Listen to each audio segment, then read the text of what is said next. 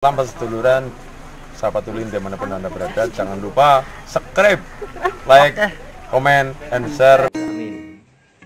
Memang punya gambaran untuk ngikut jaran.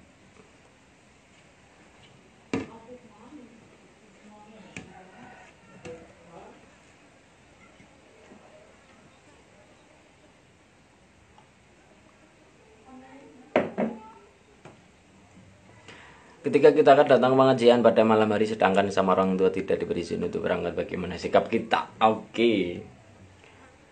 Ya, alangkah lebih baik ya kita berangkat ke pengajian tapi oleh orang tua tidak boleh karena mungkin malam.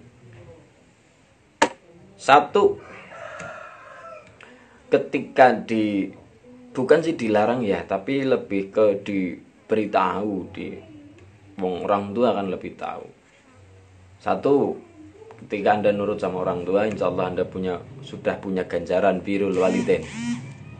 Bagus sih berbuat baik kepada orang tua. Yang kedua, yang namanya ngaji malam hari, kalau memang dekat ya tidak masalah, masih bersama teman-teman ataupun sekalian sama orang tuanya ikut ngaji, lebih baik, lebih bagus. Tapi kalau sendirian, apalagi perempuan, kalau bisa ya turutlah orang tua. Tapi kalau bisa gini aja bilangnya,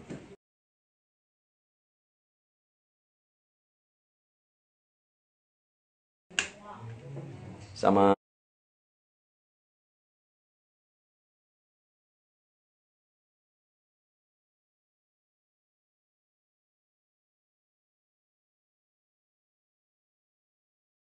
orang tua.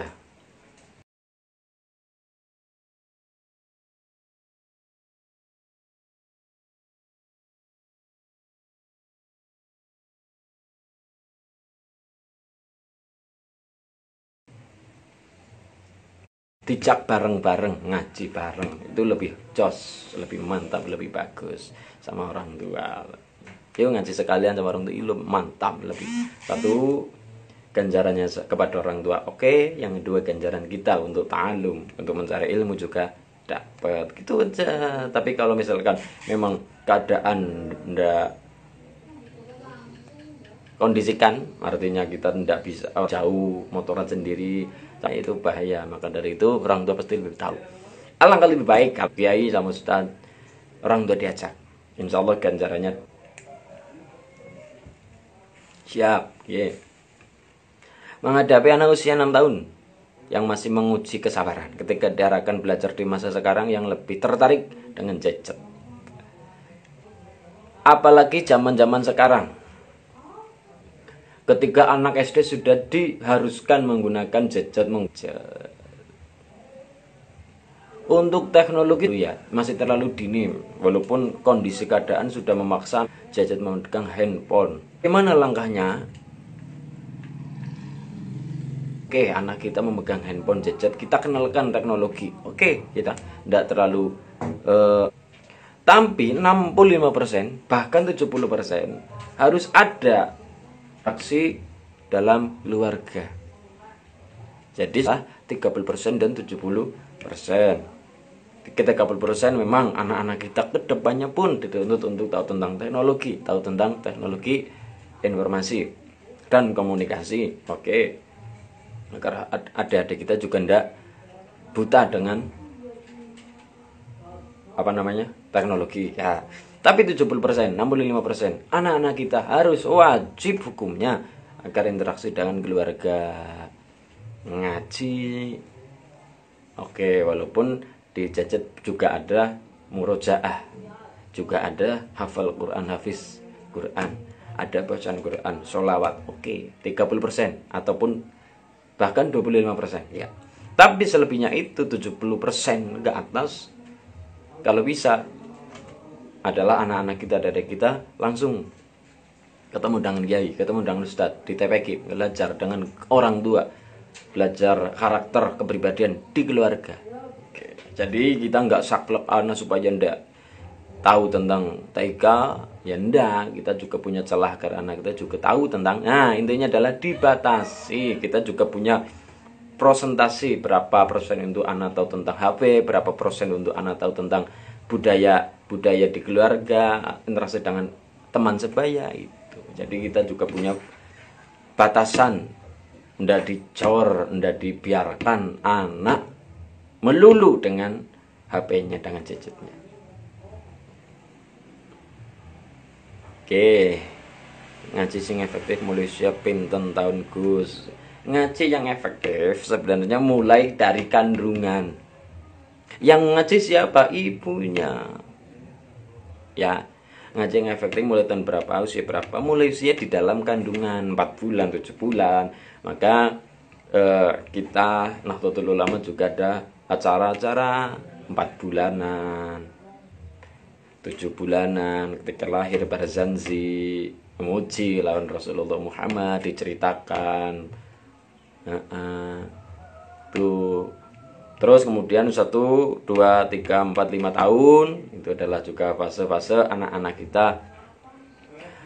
Dan juga jangan lupa ketika anak kecil datang ke musola itu jangan dimarahi, jangan dibentak, jangan suruh diam, jangan.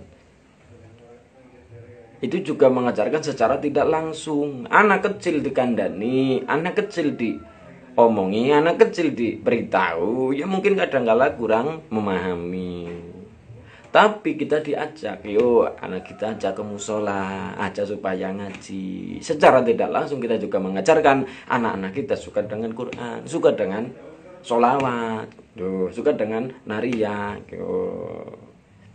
Lebih mementingkan ilmu atau menemani ibu yang di rumah sendiri. Dua-duanya penting. Bahkan Quran juga ada yang mengatakan setelah kita berbaik, berdekat kepada Allah, kemudian adalah kepada orang tua kita. Tuh, Allah memberikan kesejajaran. Di bawah Allah, Rasulullah, Rasulnya, kemudian orang tua kita. Ilmu penting. Tapi apakah kita menuntut ilmu dengan cara kita mengorbankan waktu bersama orang tua? Tidak. Kita harus bisa membagi waktu. Tetap kita menjaga orang tua. Tetap kita dengan berbuat baik pada orang tua, birrul walidain. Ilmu juga kita dapat. Dua-duanya kita dapat insyaallah.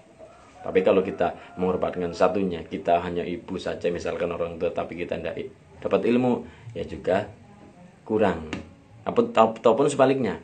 Tapi yang penting bagi waktu insyaallah dengan ridhonya Allah, ridhonya orang tua, ridho Allah fi ridho walidain, kita tetap berusaha mencari ilmu. Itu lebih baik. Terus kadang iman kita naik turun, ya memang semuanya. Gimana cara menstabilkan iman saat naik turun? Oke, cara menstabilkannya adalah kesibukan.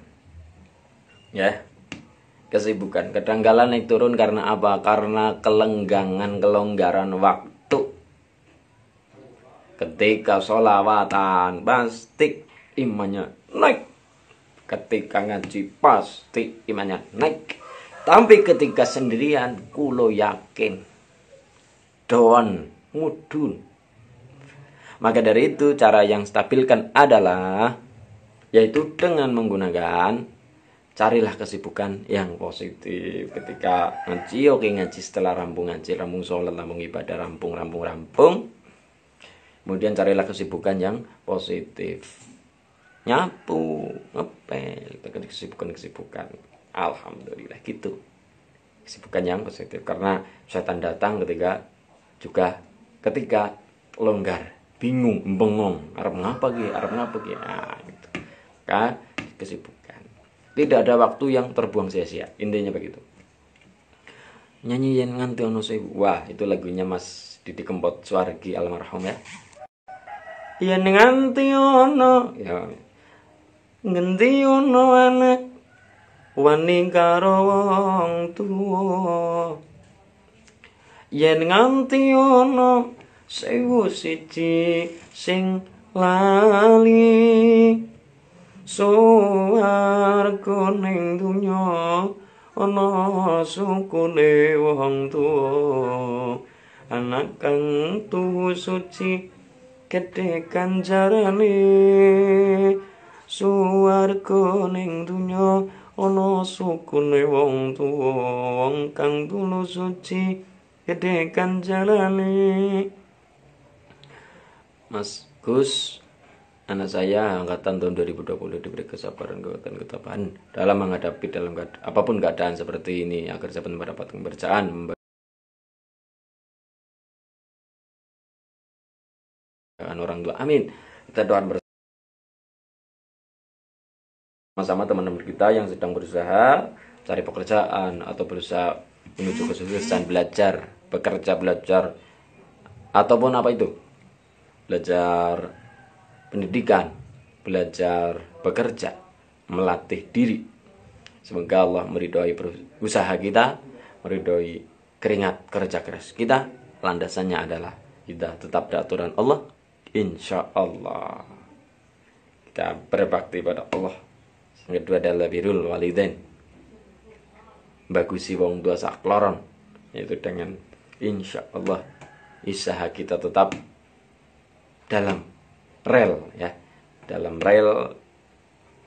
jalan Allah Subhanahu wa ta'ala. Amin ya rabbal alamin. Monggo baju endorse, walau saya ndak pernah endorse jadi agak kaku ya. Agak kaku kalau tentang endorse. Mas, untuk anak perempuan nomor berapa kita harus menutup aurat? Sejak dini kita latih, karena semuanya lebih baik ketika sejak dini. Tapi kalau kita hanya sebatas ancar-ancar 5 tahun, 10 tahun itu kan kurang ya. Tapi kalau lebih dari sejak dini itu akan lebih matang. Ya. Lebih matang sejak dini kita. Wah, jos pokoknya. Bahkan ketika umur 1 tahun, 2 tahun, ketika yang cewek, bayi cewek diberi jilbab, mantep. Itu sejak dini kita latih. Ya, sejak dini kita latih itu lebih baik, lebih bagus.